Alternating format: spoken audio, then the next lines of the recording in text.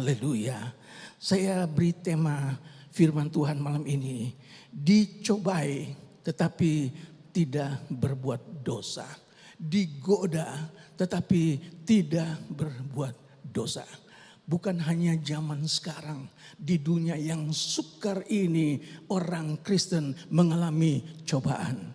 Bukan hanya di zaman yang sukar ini orang percaya mengalami godaan. Tapi dari zaman dulu sejak di kitab Kejadian sudah ada godaan, saudara. Rasa cemburu itu sudah nongol di hati Kain. Dia panas hati ketika persembahan adiknya diterima. Korban persembahan dia tidak diterima. Dia kesal, dia cemburu, dia panas, saudara-saudara. Dan firman Tuhan datang kepada Kain. Kain, mengapa mukamu murung dan hatimu panas? Kejadian pasal 4 ayat 6. Apakah kamu tidak dapat berbuat baik? Kalau kamu berbuat baik, mukamu akan berseri-seri. Tetapi kalau kamu tidak berbuat baik, dosa sudah mengintip di depan pintu. Dia sangat menggoda. Tetapi kamu harus berkuasa atasnya, saudara. Kita sekarang ini orang percaya sekarang ini, orang Kristen sekarang ini, kita juga harus berkuasa atas dosa.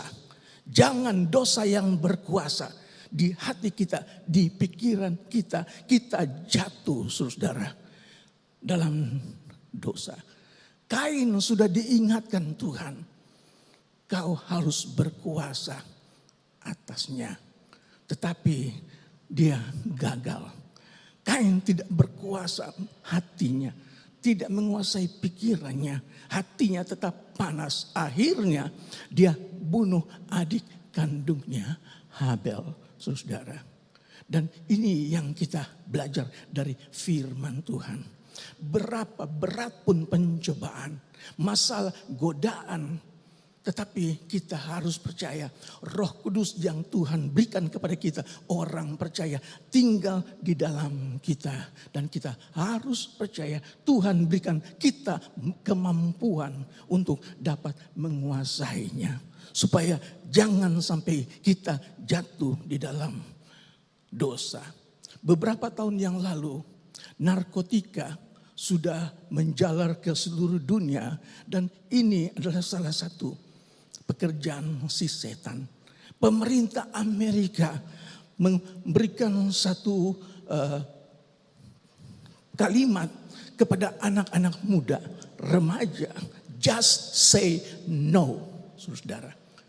Just say no. Kepada apa? Kepada narkotika, kepada minuman keras, saudara. Anak-anak muda, anak-anak remaja diingatkan, jangan terima, tolak, saudara.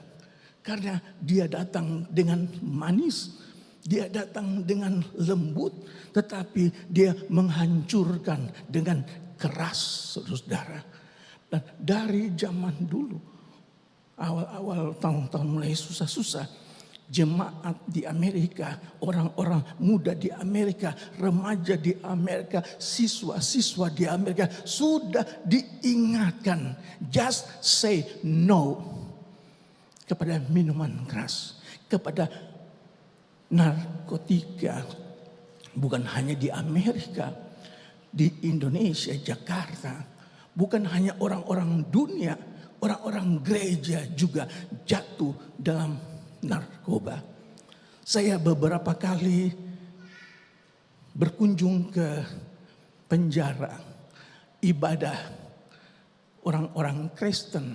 Itu ada kira-kira 100. Kami beribadah dan setelah kami tanya-tanya yang di penjara karena narkoba itu 75%. Yang jual, yang menggunakan narkoba. Dan banyak karena dibujuk, karena digoda. Dan ini orang gereja kena, saudara. Dua, di jemaat gereja kami, saudara. Setelah kami selesai ibadah, datang satu anak. Om kenal saya. Saya lihat, enggak. Saya jemaat Om di sana di Jakarta. Oh, kenapa? Kamu berbuat salah apa? Narkotika, saudara. Itu sebabnya kita harus katakan no kepada narkotika. Juga no kepada dosa, saudara. Firman Allah di dalam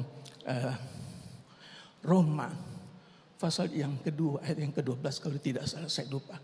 Jangan kamu menjadi serupa dengan dunia ini, tetapi berubahlah oleh pembaharuan budimu supaya kamu dapat mengenal apa kehendak Allah, apa yang baik, yang berkenan kepada Allah dan yang sempurna.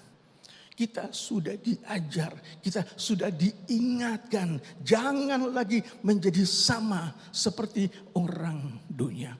Kalau orang dunia masuk penjara karena narkotika, tapi kalau orang gereja masuk penjara karena narkotika, itu heboh. Kenapa? Karena tidak berkuasa, tidak sanggup katakan no, saudara-saudara. Jangan sampai kita dipedaya oleh pengaruh-pengaruh dunia sehingga kita jadi sama seperti orang dunia. Namanya orang gereja, namanya Markus, namanya Matius, tapi tinggal di penjara karena berdosa, saudara. Ada seorang pelukis terkenal, dia yang melukis perjamuan terakhir Yesus dengan murid-muridnya. Dia selesaikan lukisan ini bertahun-tahun. Saudara, mengapa? Karena dia ingin kalau dia lukis Yesus, dia harus cari model orangnya yang mukanya, karakternya mirip Yesus. Kalau dia lukis mukanya Yohanes, dia ingin supaya orang yang dia lihat sebagai model itu adalah modelnya Yohanes. Begitu juga dengan murid-murid yang lain. Semua murid-murid dia sudah lukis, tapi masih ada satu yang kurang, Yudas Iskariot, saudara.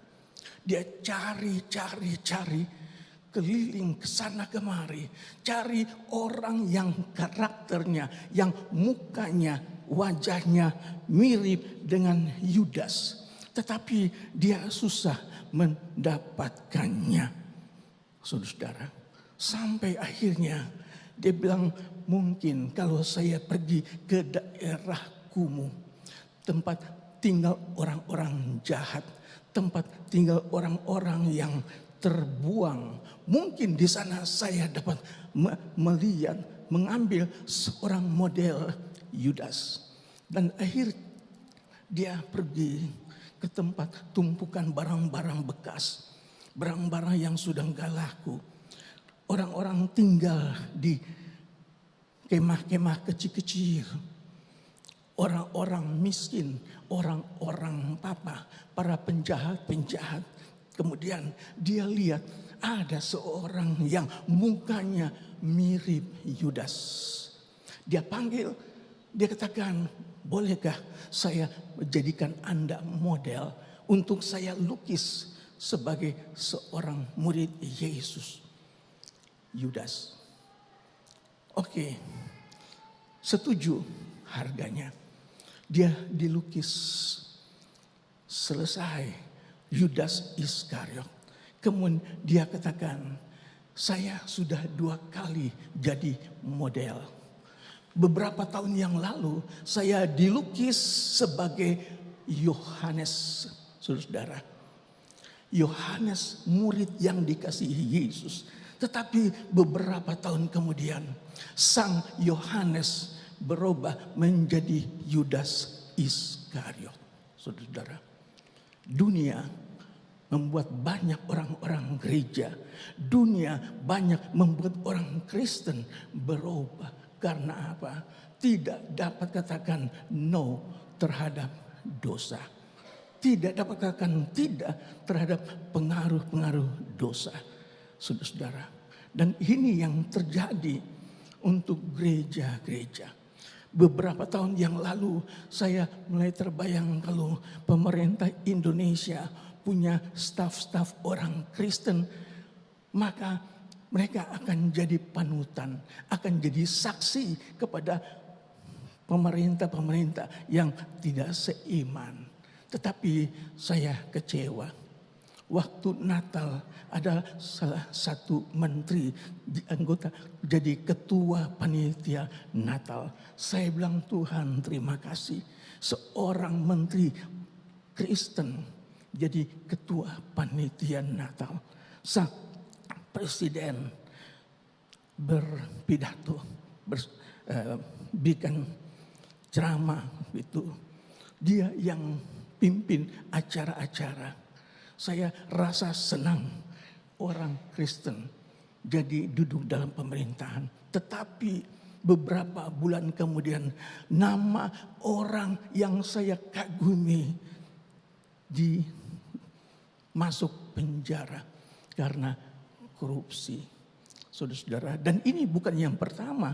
Sampai sekarang namanya nama Kristen tapi korupsi, masuk penjara, saudara. Dan ini adalah godaan. Kalau kita lihat dalam Kejadian pasal 35, bagaimana seorang muda yang bernama Yusuf, dia dijual oleh kakak-kakaknya. Mula-mula dimasukkan di dalam sumur. Kemudian ada pedagang Ismail sedang lewat. Mereka bilang, daripada dibiarin dalam sumur kering, lebih baik kita jual kepada para pedagang Ismail. Akhirnya setuju. Kakak-kakaknya menjual Yusuf kepada para pedagang. Para pedagang membawa Yusuf ke Mesir, dibeli oleh Potifar. Saudara-saudara, Potifar beli Yusuf, bekerja di rumah Potifar sebagai budak Ibrani. Seorang budak tidak punya hak apa-apa atas dirinya. Mau diapain ke, dia tidak bisa protes karena dia sudah dibeli. Yusuf, Alkitab katakan, seorang yang manis budinya dan tampan parasnya, saudara. Dan memang Yusuf seorang yang dekat dengan Tuhan. Yusuf seorang muda yang dekat dengan Tuhannya, saudara. Ketika dia dijual, ketika dimasukkan dalam penjara, dia tidak sakit hati. Ketika Potifar mempercayakan semuanya kepada Yusuf, Potifar merasa bahwa Yusuf ini dipimpin oleh Tuhan. Apa yang dia kerjakan semuanya berhasil, saudara. Dan ini yang Yusuf alami. Hidup dekat Tuhan, taat kepada Tuhan. Tuhan membuat Yusuf berhasil, saudara. Begitu juga dengan orang-orang percaya, jemaat gereja Tuhan yang Tuhan kasihi. Kalau kita setia kepada Tuhan, taat kepada firman Tuhan, Tuhan membuat engkau berhasil. Amin. Haleluya, saudara. Dan itu saya belajar setia, belajar taat. Dan kami hidup dari kemurahan Tuhan. Puncaknya ketika istri saya sakit, saudara. Saya rasa waduh ini saya akan jadi duda yang kedua, saudara. Yang kedua kali. Tetapi saya bilang, Tuhan tidak. Tuhan pasti tolong. Suatu ketika sudah hari-hari terakhir, suatu sore istri mau buka mata pun susah. Dia bilang, saya udah gak kuat. karena HP-nya drop. Saya panik, saudara. Bingung mau bikin apa, saudara. Teringat ada pasien orang Malaysia. Suaminya penyakitnya sama dengan istri saya. Dan saya langsung telepon. Bagaimana dengan Bapak? Oh iya, memang dia drop. Dan setelah disuntik 1 kali langsung dia sudah normal kembali. Dia tanya, ini yang saya ngomong dengan istrinya. Dia tanya bagaimana dengan ibu. Saya bilang justru istri saya sedang drop. Dia bilang alhamdulillah. Saya beli obat suntik. Baru pakai 1 kali. Masih ada tinggal sisa 3. Saya mau buang, sayang. Mau kembalikan ke rumah sakit. Enggak bisa. Saya masih taruh di kulkas. Tiba-tiba Bapak telepon. Dan dia tawarkan. Saya bilang, aduh saya nggak tahu jalan kalau mau ambil. Akhirnya dia yang antar bersama-sama dengan suami, saudara. Antar sampai di rumah Bapak Gembala. Bapak bisa suntik sendiri? Nggak bisa. Jadi istrinya yang suntik. Istri saya dengan obatnya. Dan akhirnya kira-kira berapa menit dia sudah sehat kembali. Dan saya katakan, Tuhan terima kasih. Saya pulang ke Jakarta dengan mujizat. Dan sampai hari ini kemurahan dan kemurahan Tuhan kami nikmati sampai malam ini. Kuncinya sama seperti Yusuf. Taat dan setia kepada Tuhan. Haleluya. Saya catat ada 4 hal. Mengapa Yusuf bisa sukses menghadapi pencobaan. Walaupun istri Potifar sudah ajak dia, ayo kita tidur saudara. Tidur bareng. Tapi Yusuf pura-pura nggak dengar. Tapi akhirnya ketika di rumah tidak ada orang, dia langsung tangkap Yusuf dan dia ajak berbuat dosa. Yusuf langsung buka bajunya, dia langsung tinggalkan istri Potifar. Istri Potifar marah besar, dia berteriak, orang-orang pada datang dan dia katakan Yusuf sedang mau berbuat jahat kepadanya.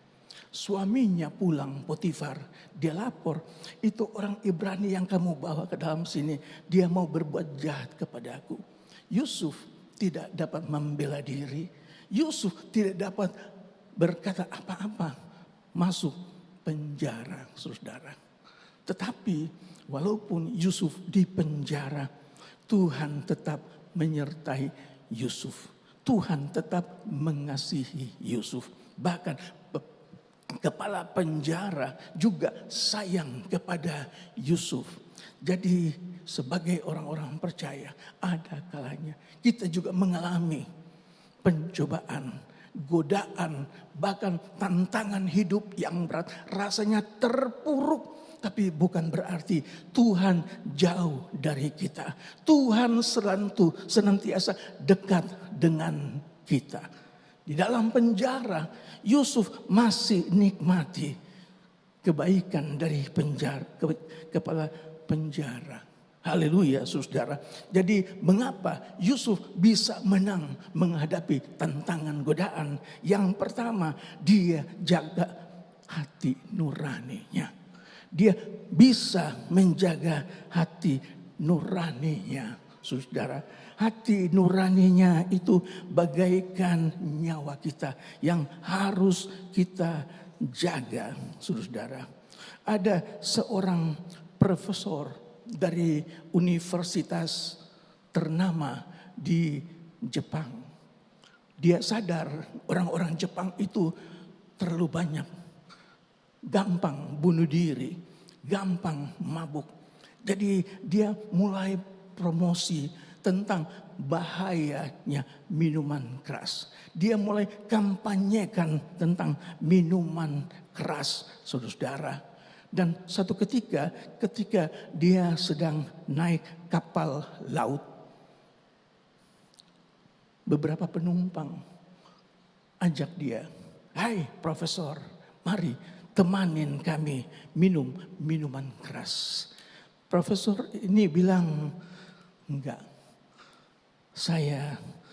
hati nurani saya tidak mengizinkan untuk minum minuman keras ini, saudara." Dia dapat menguasai hatinya.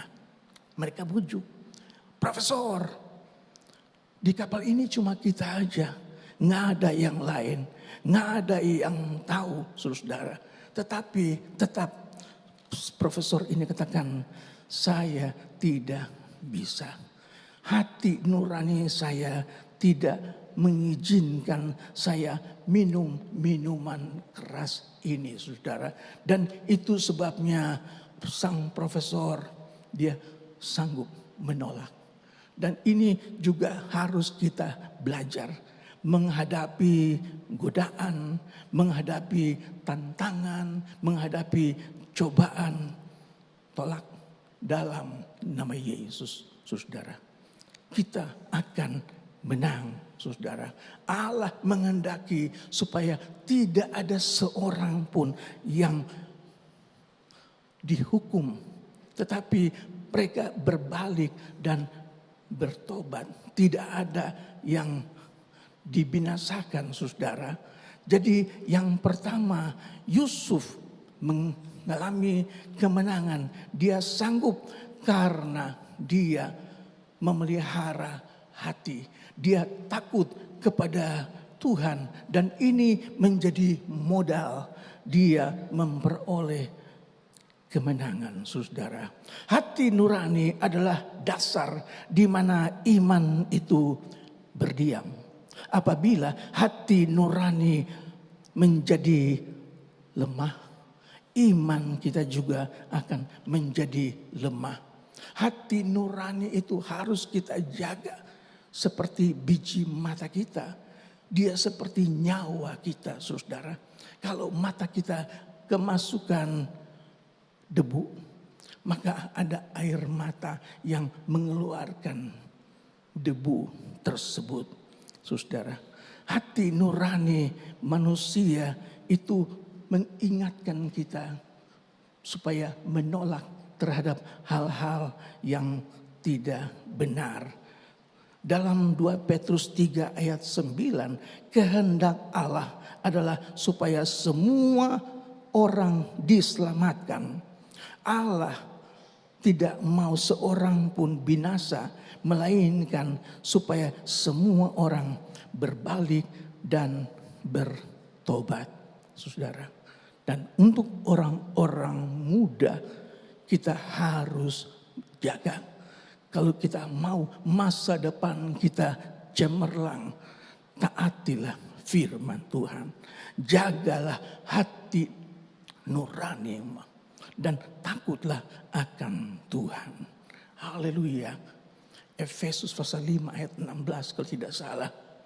Jangan kamu bodoh, tetapi usahakanlah supaya kamu mengerti kehendak Allah.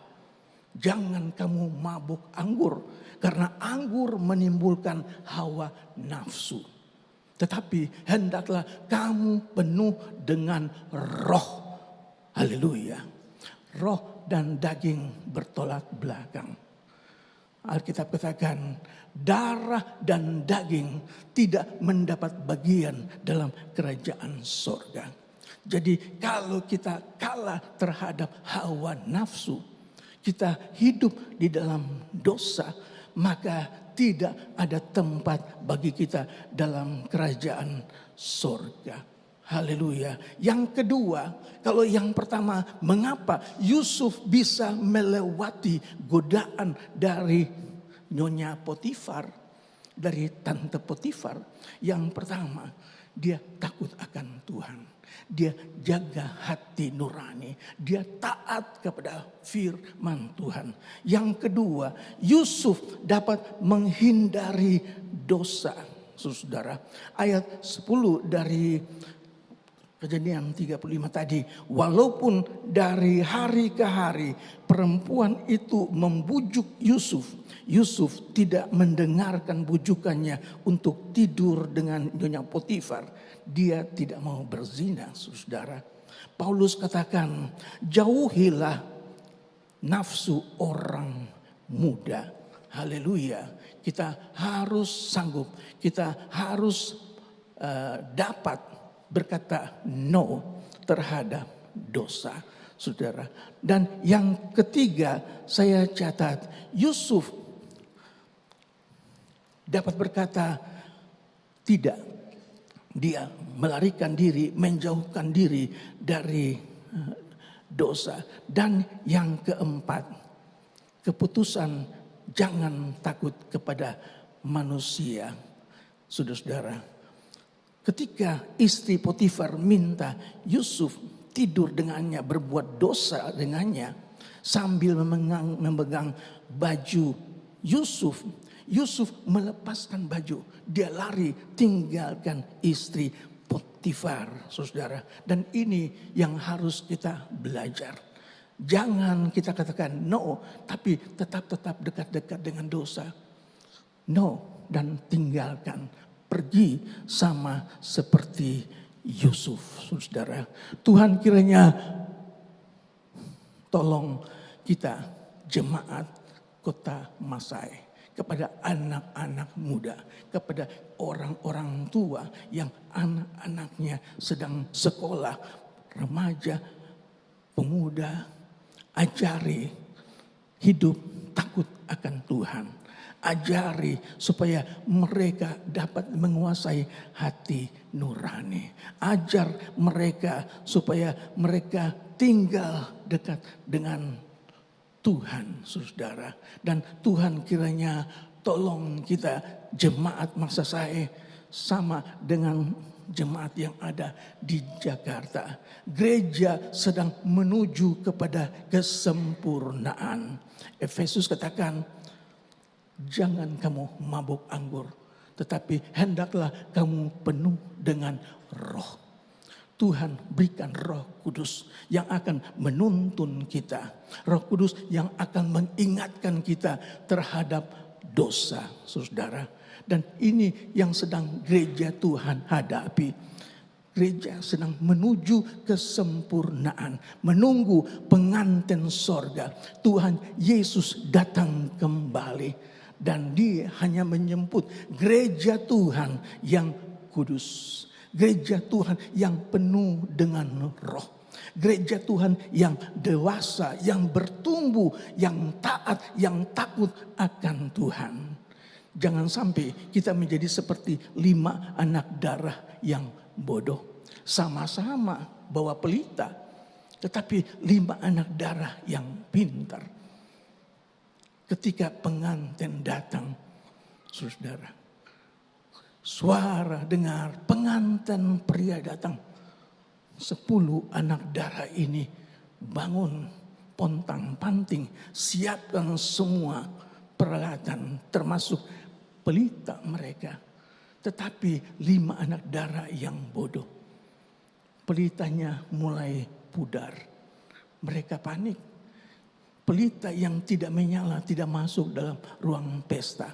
Mereka minta kepada temannya yang 5, berikan kami sedikit minyak karena pelita kami sudah hampir padam. Anak darah yang pintar katakan, nanti tidak cukup buat kami dan buat kamu. Lebih baik kamu pergi ke warung beli minyak, saudara. Dan ketika 5 anak darah yang sedang pergi ke warung, mempelai langsung datang. 5 anak darah yang mempunyai persediaan minyak. Mereka menyambut pengantin pria masuk ke dalam perjamuan pesta kawin. Ketika 5 anak darah yang bodoh yang baru membeli minyak dari warung datang, pintu pesta sudah tertutup. Betapa menyesalnya mereka. Mereka ketawa, bukakan kami pintu. Tapi ada suara yang mengatakan, kami tidak kenal kamu, saudara. Dan ini yang akan dihadapi gereja Tuhan. Jangan kamu mabuk anggur. Dengan kata lain, jangan kamu berbuat hal-hal yang duniawi, yang daging kedagingan, tetapi hendaklah kamu penuh dengan Roh. Roh Kudus tinggal di dalam hati kita, orang-orang percaya. Dia yang menuntun kita dalam seluruh kebenaran. Dan biar hidup kita bertumbuh, hidup kita bertambah, rohani kita bertumbuh sampai kita melihat pengantin sorga datang menjemput gereja Tuhan yang sempurna. Haleluya. Mari kita berdiri bersama-sama. Kita nyanyikan, ku tetap cinta, ku tetap cinta. Walau badai datang menerpa, ku tetap cinta. Haleluya. Jangan tergoda dengan uang. Jangan tergoda dengan keindahan. Jangan tergoda dengan hal-hal duniawi. Tetap katakan, Tuhan Yesus, biar aku susah, biar aku menderita, asal Tuhan Yesus ada di dekat aku. Haleluya. Puji Tuhan.